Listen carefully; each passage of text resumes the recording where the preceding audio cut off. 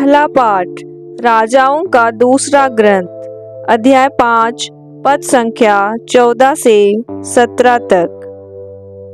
नामन नामक कोढ़ी ने जाकर यरदन नदी में 7 बार डुबकी लगाई, जैसा कि एलियस ने उससे कहा था, और उसका शरीर फिर छोटे बालक के शरीर जैसा स्वच्छ हो गया।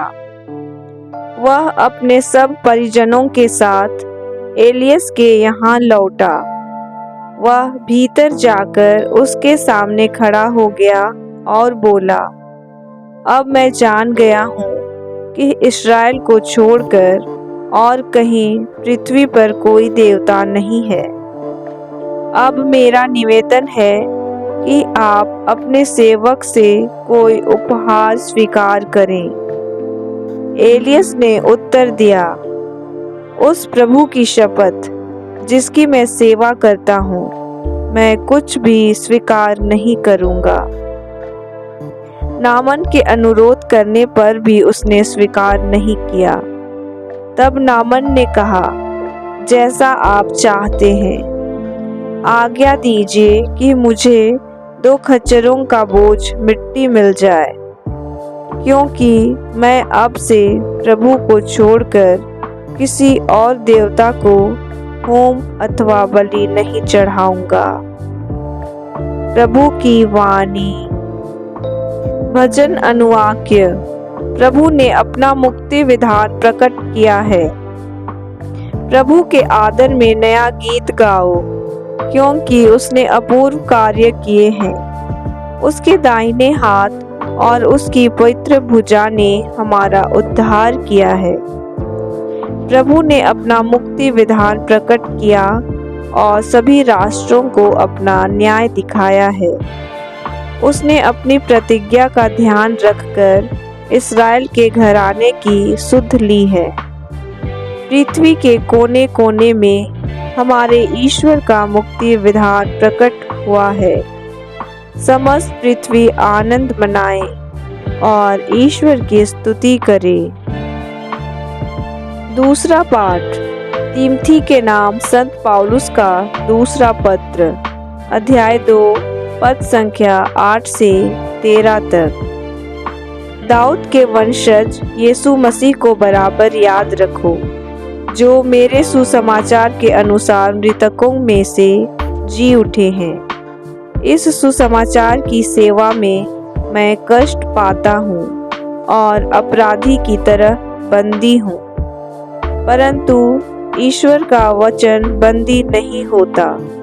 मैं चुने हुए लोगों के लिए सब कुछ सह लेता हूँ, जिससे वे भी यीशु मसीह के द्वारा मुक्ति तथा सदा बनी रहने वाली महिमा प्राप्त करें। यह कथन सुनिश्चित है, यदि हम उनके साथ मर गए तो हम उनके साथ जीवन भी प्राप्त करेंगे। यदि हम दृढ़ रहें तो उनके साथ राज्य करेंगे। यदि हम उन्हें अस्वीकार करेंगे तो वह भी हमें अस्वीकार करेंगे। यदि हम मुकर जाएंगे तो भी वह सत्य प्रतिज्ञ बने रहते हैं, क्योंकि वह अपने स्वभाव के विरुद्ध नहीं जा सकते। प्रभु की वाणी। जय घोष। Hallelujah hallelujah. हे प्रभु, तेरी शिक्षा आत्मा और जीवन है। तेरे ही शब्दों में अनंत जीवन का संदेश है। हालेलुया। सुसमाचार। संत लूकास के अनुसार आज का पवित्र सुसमाचार अध्याय 17 पद संख्या 11 से 19 तक।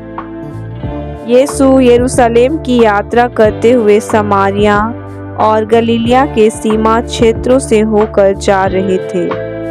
किसी गांव में प्रवेश करते समय उन्हें 10 कोढ़ी मिले। वे दूर खड़े होकर ऊंचे स्वर से पुकारने लगे, हे यीशु, हे गुरु, हम पर दया कीजिए। यीशु ने उन्हें देखकर कहा, जाओ और अपने को याजकों को दिखलाओ। और ऐसा हुआ कि वे रास्ते में ही निरोग हो गए। तब उनमें से एक यह देखकर कि मैं निरोग हो गया हूँ, ऊंचे स्वर से ईश्वर की स्तुति करते हुए लौटा। वह यीशु को धन्यवाद देते हुए उनके चरणों पर मुंह के बल गिर पड़ा और वह समारी था। यीशु ने कहा, क्या 10 निरोग नहीं हुए? तो बाकी 9 कहाँ हैं? क्या इस परदेशी को छोड़ और कोई नहीं मिला जो लौटकर ईश्वर की स्तुति करे? तब उन्होंने उससे कहा, उठो, जाओ, तुम्हारे विश्वास ने तुम्हारा उद्धार किया है। प्रभु का पवित्र सुसमाचार।